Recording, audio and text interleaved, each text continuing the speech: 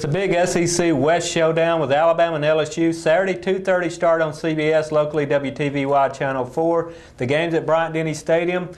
You know, Coach Saban says it's just another game, but Ken, it's not just another game. That's right. Finally, we're here. You know, we're at a showdown game that everybody knows. You know, they've been on a collision course, and finally, the last month of the season is here. And Alabama got the week off, I think, at the perfect time, not just because LSU's coming up, but they needed the rest, I think. And you've been up there this week. How do you feel like, you know, they did with the off week? Did they accomplish much? I think the players, we're talking like the legs are back under them. You know, just some listless things, little, very few detail-oriented type things that had maybe slid a little bit. Not because of anything that they've overlooked or anything. It's just a fatigue thing. And just to step away from the game, to not have a week's preparation, the mental preparation that goes into it, I think has helped them. And as much as Alabama needed the off time, I think LSU needed what they had the last 2 weeks. They needed to gain some confidence. They beat Auburn decisively in Baton Rouge. Then they had Tulane, who's not a good football team, but a game that they could work on some things and build even more confidence. Had no trouble with Tulane at all last week. So this LSU offense, which had been struggling early in the year, starting to put it together. They got a quarterback, Jordan Jefferson, that's mighty talented, but this will be a game that we'll really find out a lot about him, I think, because obviously Alabama's got the best defense he's faced. He's going to get some pressure he hadn't gotten before. Exactly. And what I like about this is there's very few gimmicks that are going to be in order. And I think the players are looking forward to that on both sides. You know, you don't need a whole lot of tricks or anything. LSU is very confident that their players can line up against Alabama and move the football and stop the football.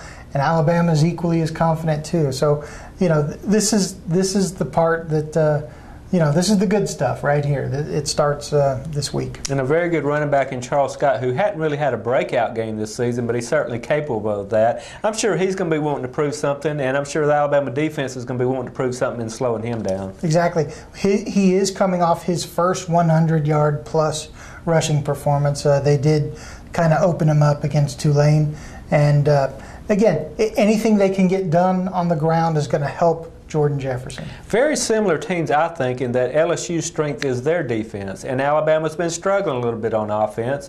Not badly, but struggling a little bit, sort of like LSU had been struggling on offense. So Alabama, I feel like if they're going to move the ball down the field, they're going to have to throw it down the field some, because I think the LSU defense is going to make it tough for them to run on.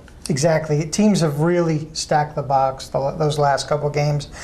What Saban said is actually very true. You don't even have to complete those long passes. Just show it to them. Make them at least respect that.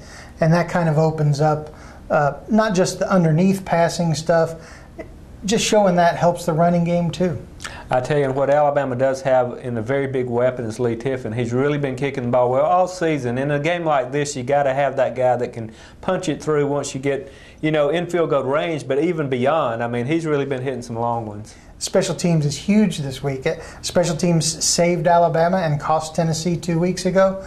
And I can tell you, the loudest single roar I've heard at Bryant-Denny Stadium is when Javier Arenas broke a punt return in the fourth quarter of the last time LSU visited in 2007.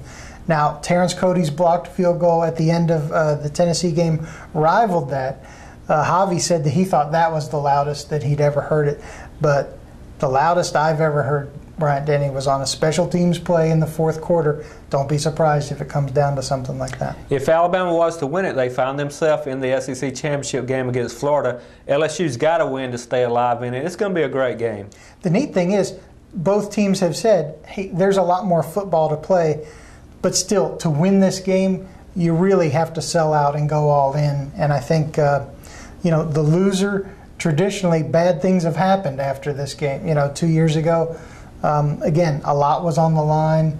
LSU won it, went on to a national championship, even though they lost to Arkansas at the end of the season. Alabama, of course, did not win after losing to LSU 2 years ago. Last season, LSU needed a miracle comeback to beat Troy, but that was their only win after losing this game. So it's an emotionally draining all-in, intense game, and that's just what I would expect again this Saturday. It ought to be a good one. Alabama and LSU, 2:30 start.